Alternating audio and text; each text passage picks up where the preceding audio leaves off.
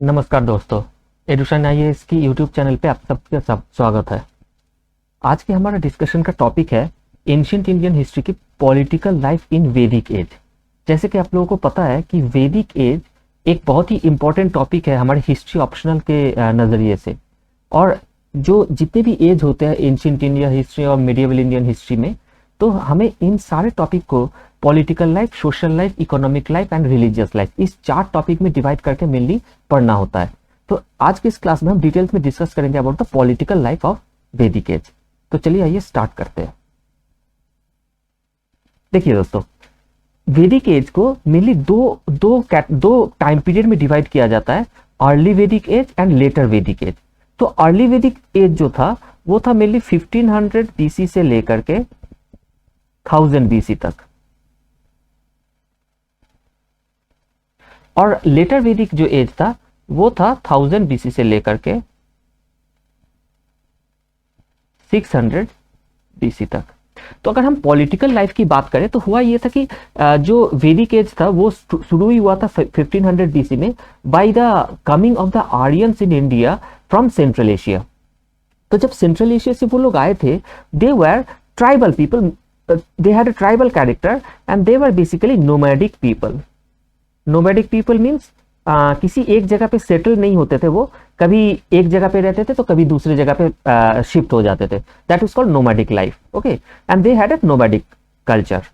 But gradually, I mean, agriculture तो उनको पता ही था, लेकिन एग्रीकल्चर उनका मेन प्रैक्टिस नहीं था इन द अर्ली वैदिक एज।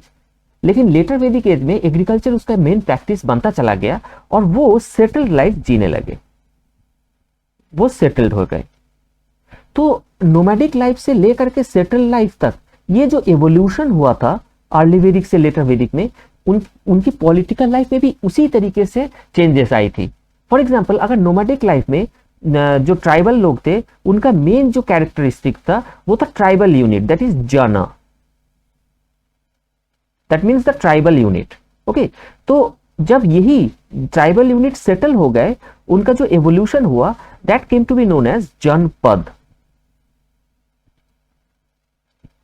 जनपद, तो ठीक है ना। तो इसी तरीके से इनका जो एवोल्यूशन हुआ था, तो इसी को हम देखते हैं। The first point is that कि देखिए, अर्ली वैदिक एज में इनका जो पॉलिटी था वो था मेनली ट्राइबल पॉलिटी, राइट। लेकिन लेटर वैदिक एज में क्या होने लगा कि उनके पॉपुलेशन बढ़ने लगा, और जो आर्यंस लोग इंडिया में आए थे वो हमेशा, मतलब कि सब लोग एक साथ नहीं आए थे, राइट। और बहुत सारे यूनिट डिफरेंट टाइम पीरियड में, over a long period of time, वो शिफ्ट किए थे इंडिया में, माइग्रेट करके आए थे, राइट। तो एमलगमेशन भी होने लगा और उनके पॉपुलेशन भी बढ़ने लगा। तो जब उनके पॉपुलेशन बढ़ने लगा कि तब उनका ट्राइबल पॉलिटी मेंटेन करना पॉसिबल नहीं था, और तब उनके ट्राइबल कैरेक्टर डिमिनिश होने लगा, राइट। और इसी की वजह से देखिए, जो पॉपुलेशन जब छोटा रहता है तो आपका जो फूड हैबिट होता है वो मेनली डिपेंड करता है फूड गैदरिंग के ऊपर। चाहे उसमें हंटिंग भी हो सकता है और फ्रूट कलेक्शन भी हो सकता है। लेकिन जब आपका पॉपुलेशन बहुत ज्यादा हो जाता है तो सस्टेन करने के लिए आपको डोमेस्टिकेशन ऑफ एनिमल पे भी जाता है, और उस पे भी आकर नहीं हो पाता है तो फिर आपको एग्रीकल्चर पे शिफ्ट करना पड़ता है, क्योंकि agriculture gives us, I mean, produce food. तो यही चेंजेस वैदिक एज में भी आया था, ट्राइबल पॉलिटी से लेकर के एक नॉन ट्राइबल सेटल लाइफ में उनका एवोल्यूशन हुआ था, राइट। जो हमारा सेकेंड पॉइंट है वो ये था कि देखिए, अर्ली वैदिक पीरियड में क्योंकि वो नोमैडिक लाइफ था, तो जो स्टेट का कॉन्सेप्ट इमर्ज नहीं किया था, क्योंकि स्टेट में क्या जरूरी होता है, सबसे पहले जरूरी होता है लैंड। अब उनका कोई लैंड एफिनिटी तो अर्ली वैदिक एज में था नहीं, ठीक है, कभी यहां पे तो कभी वहां पे। तो जो सबसे पहले जरूरत है स्टेट फॉर्मेशन का, वही तो प्रेजेंट नहीं था अर्ली वैदिक एज में। लेकिन जब सेटल लाइफ वो जीने लगे लेटर वैदिक एज में, तो एक स्टेट कॉन्सेप्ट इमर्ज होने लगा, राइट। इसीलिए अर्ली वैदिक एज में मेन दे वर जन, and in letter Vedic as उनका मेन कैरेक्टरिस्टिक बन गया जनपद, ठीक है ना दोस्तों। तो लेटर वैदिक एज में हमें यह देखने को मिलता है कि उनका एक टेरिटोरियल एफिनिटी बनने लगता है, राइट।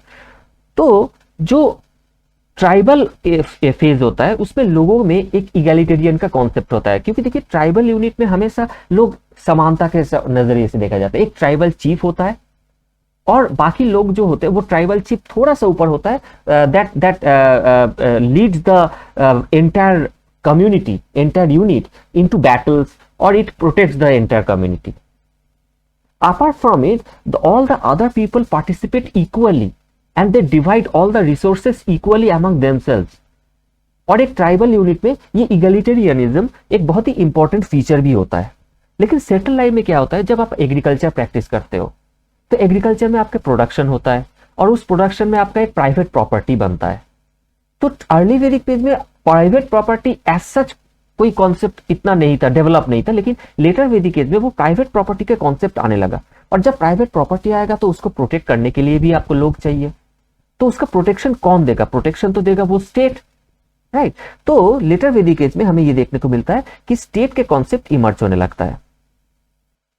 अब देखिए हमारा जो नेक्स्ट पॉइंट है, अर्ली वैदिक एज में डेमोक्रेटिक एलिमेंट वॉज प्रेजेंट, और ये सारे असेंबलीज हुआ करती थी, जैसे कि sabha was the assembly for Brahmins and elders. Brahmins उस टाइम पे जो सोशल डिवीजन था, चतुर्वर्ण, वर्णाश्रम, ये सारे इमर्ज हुआ नहीं था, लेकिन ब्राह्मण्स वो हुआ करता था जो प्रीस्टली क्लास थे, ठीक है। तो जो ब्राह्मण्स और एल्डर्स होते थे उनका ये असेंबली होता था सभा, right. In the same manner समिति का जो समिति जो था that was the assembly of the common people, जो आम लोग थे, एडल्ट लोग थे, उन सब का कॉन्सेप्ट था समिति। विधाता जो असेंबली था, विधाता was responsible for distribution of war बूटी, एंड द वॉर बूटी वाज मेनली कैटल, क्योंकि उस टाइम पे जो लड़ाई वो लोग डिफरेंट आर्यन ग्रुप में होता था वो होता था मेनली कैटल के पोजीशन के लिए। Cattle was the main form of property at that time, right. तो ट्राइबल यूनिट में ये वॉर्स एंड बैटल्स बहुत फ्रीक्वेंट भी था, और वो सारा लड़ाई भी होता था इस कैटल के वजह से, राइट। तो विधाता was for distribution of war बूटी एंड परिषद was for discussion of common issues, right. अब देखिए लेटर वैदिक एज में जो आते हमारा जो ये डेमोक्रेटिक एलिमेंट था अर्ली वैदिक फेज में वो डिक्लाइन होने लगा।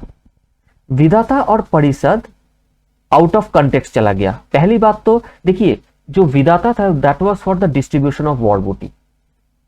जब लोग ट्राइबल थे तो उन लोगों में वॉर एंड बैटल बहुत फ्रीक्वेंट भी था, लेकिन अब लेटर वैदिक एज आते बहुत सारे ट्राइबल ग्रुप में एमलगमेशन हो गया था। फॉर एग्जाम्पल आप लोगों ने सुना होगा कि after the battle of 10 kings जो पुरु थे, Puru got amalgamated with the Bharata clan, और एमलगमेशन के बाद जो इमर्ज हुआ that came to be known as Kuru. बाद में चल के कुरु और पांचाल इनका भी एमलगमेशन हुआ। तो ये सारे बहुत सारे टर्म्स ऋग्वेदिक टेक्स्ट में आपको देखने को मिला है। दैट प्रूव्स कि ये एमलगमेशन हुआ था। तो जब एमलगमेशन होता है, राइट, तो वो इतना वॉर नहीं कर पाते हैं क्योंकि पॉपुलेशन बढ़ चुका है, वो अब उनके लिए वॉर इतना जरूरी नहीं है। तो ये जो विधाता थे डिस्ट्रीब्यूशन ऑफ वॉर बूटी, that went out of context, that went out of fashion. सभा और समिति प्रेजेंट था, सभा और समिति स्टिल वॉज प्रेजेंट, और यह भी कहा गया है कि sabha and samiti were the twin daughter of Prajapati, क्योंकि प्रजापति उस टाइम तक लेटर वैदिक एज आते Prajapati had emerged, Prajapati Brahma had emerged as a very important god, the creator of this entire world. एक दूसरे पॉइंट में भी उनके डिक्लाइन ऑफ डेमोक्रेटिक एलिमेंट देखने को मिलता है। फॉर एग्जांपल अर्ली वैदिक एज में वीमेन का भी पार्टिसिपेशन था, इन सारे जो असेंबलीज हुआ करती थी। लेकिन सभा और समिति, वैसे विधाता और परिषद तो चला गया लेटर वैदिक एज में, और सभा और समिति जो बचा रहा उसमें भी वीमेन की पार्टिसिपेशन फॉरबिडन हो गया, राइट। तो उनके जो डेमोक्रेटिक एलिमेंट है वो धीरे धीरे डिक्लाइन की तरफ जा रहा है, राइट। अब देखिए जैसे कि मैंने पहले भी कहा कि नोमैडिक लाइफ में सोसाइटी और द पॉलिटी इगैलिटेरियन होता है, बेस्ड ऑन इक्वालिटी। और इसीलिए देख अर्ली वैदिक फेज में हमें देखने को मिलता है कि in the public and private life बहुत ज्यादा कोई रिजिडिटी नहीं थी, लोगों में काफी फ्रीडम था। The society was egalitarian, the politics was egalitarian, there was not much difference between the political status of of some officials of the higher class or lower class. There was no class at that time. तो जो officials थे और जो common लोग थे उन लोगों में कोई ज्यादा डिफरेंसेस नहीं थी स्टेटस में। तो जो लेटर वैदिक एज आते आते इगैलिटेरियनिज्म था, तो मतलब प्राइवेट और पब्लिक लाइफ में काफी फ्रीडम था उस टाइम पे भी, लेकिन वो डिक्लाइन की तरफ जा रहा था। वर्णाश्रम धीरे धीरे इमर्ज हो रहा था, क्लास डिवीजन आ रही थी, क्योंकि अब लैंड बन चुका था उनके लिए प्रॉपर्टी। उनको वो लोग एग्रीकल्चर बहुत ज्यादा तरीके से प्रैक्टिस करने लग गए थे। प्राइवेट प्रॉपर्टी का एक कॉन्सेप्ट आने लगा था, क्लास डिवीजन आने लगा था, वर्णाश्रम आने लगा था, राइट। तो जो इगैलिटेरियनिज्म थी लेटर वैदिक एज में वो डिक्लाइन की तरफ जा रही थी, राइट।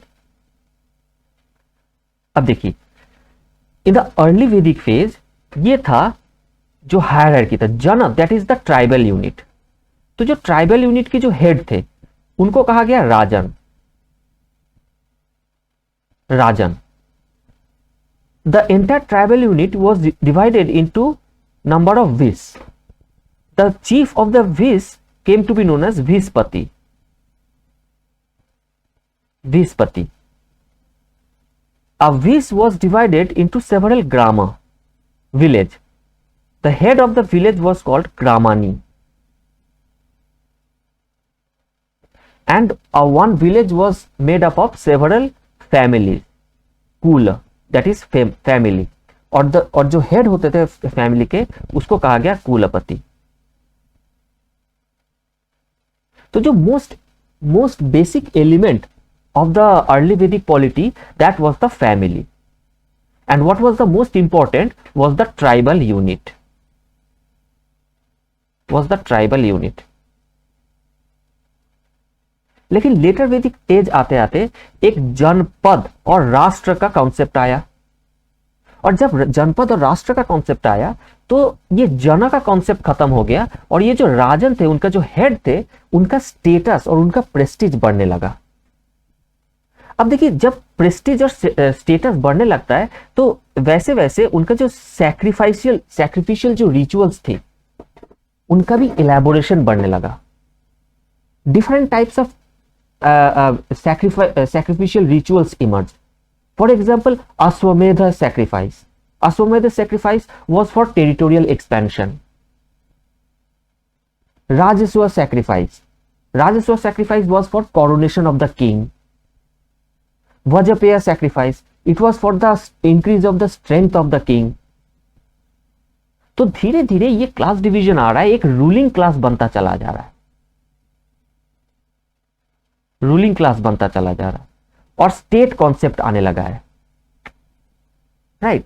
अब देखिए ये जो राजन थे शुरू में अर्ली वैदिक एज में तो इट वाज मेनली मोनार्कियल, लेकिन एक republic element, some republic were also present. तो मोनार्कियल जब था तो ये हेरिडिटरी भी था, राइट। लेकिन उस टाइम पे भी जो राजन थे उनका इतना ज्यादा हाई स्टेटस नहीं था, जैसे कि हमने पहले भी देखा कि the society was mainly egalitarian. लेकिन लेटर वैदिक एज आते आते राजन या जो किंग थे, मोनार्कियल किंग थे, उनको अपने स्टेटस और अपने प्रेस्टीज के ऊपर ध्यान देना पड़ा और concept of divine monarchy, divine origin of monarchy, ये कॉन्सेप्ट एक धीरे धीरे इमर्ज होने लगा। फॉर एग्जाम्पल एक जो बाद में आया था अथर्ववेद, अथर्ववेद में ये मेंशन किया गया है कि परीक्षित एक राजा का नाम है, who called himself ardhadeva. Parikshit called him ardhadeva, that means half god. यहां तक कि जो लेटर वैदिक एज में जो मोनार्की थे वो डिफरेंट टाइटल भी एडॉप्ट करने लगा। For example sarvabhumi, which means lord of the whole earth, एक रथ, that is the sole monarch, इस टाइप के टाइटल लेने अडॉप्ट करने लगे। ये टाइटल जो अडॉप्ट कर रहे थे ये बहुत बार ऐसा होता था डायरेक्शन स्पेसिफिक था। फॉर एग्जाम्पल जो ईस्ट के जो किंग हुआ करते थे उन्होंने अपने आप को सम्राट कहा। वेस्ट के जो किंग थे उन्होंने अपने आप को स्वराट कहा। नॉर्थ के अपने आप को विराट कहा। मिडिल मिडिल जो टेरिटरी था उनके जो राजन थे उन्होंने अपने आप को राजा कहा। साउथ के जो थे उन्होंने अपने आप को भोजा कहा। और जैसे जैसे ये बढ़ता चला जा रहा है number of officials, division of officials, functions, functionaries, ये भी धीरे धीरे इलोंगेट होता चला जा रहा है, वो भी धीरे धीरे डाइवर्सिफाई करता चला जा रहा है। और इसी से आता है हमारे जो ऑफिशियल्स है उसमें कैसे बदलाव आ रहा है। देखिए जो ऑफिशियल्स मतलब ब्यूरोक्रेसी, राइट। तो जो अर्ली वैदिक फेज था उसमें ब्यूरोक्रेसी इतना was at it's infant stage, क्योंकि स्टेट कॉन्सेप्ट अभी तक आया नहीं था। बस कुछ ही ऑफिशियल्स के नाम मिलता है हमें ऐसे, जैसे पुरोहित, सेनानी एंड ग्रामानी। इसके अलावा ज्यादा और कुछ मिलता नहीं है, because bureaucracy was not developed. लेकिन लेटर वैदिक फेज में यही चीज डेवलप होता चला गया। बहुत सारे ऐसे टर्म्स हमें सुनने को मिलता है, जैसे पुरोहित, सेनानी, युवराज, रक्षीन, पलागल, ग्रामानी, और भी ऐसे बहुत सारे सुनने को हमें मिलता है। तो दैट मीन्स व्हाट, कि ब्यूरोक्रेसी धीरे धीरे इवॉल्व हो रहा है, डाइवर्सिफाई हो रहा है, नंबर ऑफ ऑफिशियल्स बढ़ रहा है। इन द सेम मैनर जो अर्ली वैदिक फेज था, जो आर्मी हुआ करता था, army, there was no standing army. जो ट्राइबल जो एडल्ट लोग थे वही they use to participate in the war. धीरे धीरे लेटर वैदिक एज में जैसे जैसे किंग आता चला गया, किंग के प्रेस्टीज और पावर बढ़ता चला गया, स्टैंडिंग आर्मी की कॉन्सेप्ट जनरेट होना शुरू हुआ। Because he had to maintain his own army to protect himself and the society. तो देखिए वॉर्स एंड बैटल्स, जैसे कि हमने ये पहले भी डिस्कस किया है कि wars and battles were frequent in the early Vedic phase, क्योंकि tribal unity used to fight among each other. हमारे ऋग वेदास में बैटल ऑफ 10 किंग्स की मेंशन किया गया है, which was fought on the bank of Purushni river. Purushni river is modern day Ravi, जिसमें Bharata clan ने लड़ा था 10 यूनिट के खिलाफ। उस 10 यूनिट में 5 आर्यन यूनिट थे, 5 नॉन आर्यन यूनिट थे, और उनको डिफीट किया था। और उस 10 किंग में से जो सबसे जो हेड था, जो सबसे पावरफुल था, उनका नाम था पुरु। तो भारत और पुरु एमलगमेशन हुआ जब जाकर के कुरु बना। लेकिन उस टाइम पे देखिए बैटल का या वॉर का जो मेन मोटिव हुआ करता था वो था cattle, because cattle was the main form of property at that time. लेकिन यही बैटल, यही वॉर लेटर वैदिक एज में किस चीज के लिए होने लगा? लैंड के लिए होने लगा, because now land affinity has become important. हमें पता है, हमने पहले भी सुना है, जैसे कि अश्वमेध सैक्रिफाइस। अश्वमेध सैक्रिफाइस किसके लिए था? It was for territorial expansion. ये तो टेरिटोरियल एक्सपेंशन के लिए था। तो टेरिटोरियल एक्सपेंशन के प्रति लोग नजर तभी देगा ना जब टेरिटरी और लैंड इंपॉर्टेंट रहेगा उनके लिए, राइट। इसी टाइप से देखिए ये जो अर्ली वैदिक फेज था उसमें जो टैक्सेशन सिस्टम था, taxation was at its nascent phase. It was totally voluntary, जिसको कहा गया bali. It was totally voluntary, donation. लेकिन अब किंग को अपना आर्मी मेंटेन करना है, अपने खर्चा चलाना है, बहुत सारे ऑफिशियल्स उन्होंने अपॉइंट कर लिया है, तो taxation has to be improved because king has to maintain his own revenue. तो जो टैक्सेशन अर्ली वैदिक फेज में टोटली वॉलेंट्री था, अब कुछ कंपलसरी भी हो गया और कुछ वॉलेंट्री हो गया। ये जो भागा थे, that was the Kings share,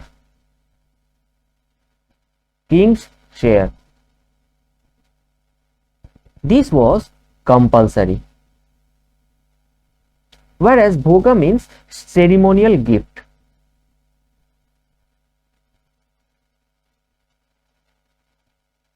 ceremonial gift मतलब आपको समझ में आ रहा है, it was voluntary. ओके, तो ये इसी तरीके से जो पॉलिटिकल लाइफ था वो इवॉल्व किया था। देखिए यूपीएससी में या स्टेट पीसीएस में जो वैदिक फेज से जो क्वेश्चंस आते हैं ना, वो या तो आपको किसी एक पर्टिकुलर एज के पॉलिटिकल लाइफ या इकोनॉमिक लाइफ या सोशल लाइफ पे क्वेश्चंस आएगा, या तो बहुत ज्यादा बार ऐसा होता है कि जो एवोल्यूशन है वो एवोल्यूशन पूछा जाता है। तो ये जो एवोल्यूशन है वो एवोल्यूशन को अगर हम समझ ले तो हमारे पास बहुत सारे कॉन्सेप्ट, इंटर कॉन्सेप्ट ये क्लियर हो जाता है। और ये जो आज की जो क्लास हमने डिस्कस किया है, इसमें ये एवोल्यूशन के ऊपर हमने इस चीज पे फोकस किया है कि हर एक पॉइंट पे अर्ली वैदिक फेज में क्या था और वही चीज लेटर वैदिक फेज में किस तरीके से इवॉल्व किया। ठीक है दोस्तों, तो आज का क्लास इतना ही तक। जो नेक्स्ट वीडियो होगा उसमें हम और भी बाकी सारे जैसे लाइफ है वैदिक एज और फिर पोस्ट वैदिक एज, उसको हम डिस्कस करते रहेंगे। Thank you.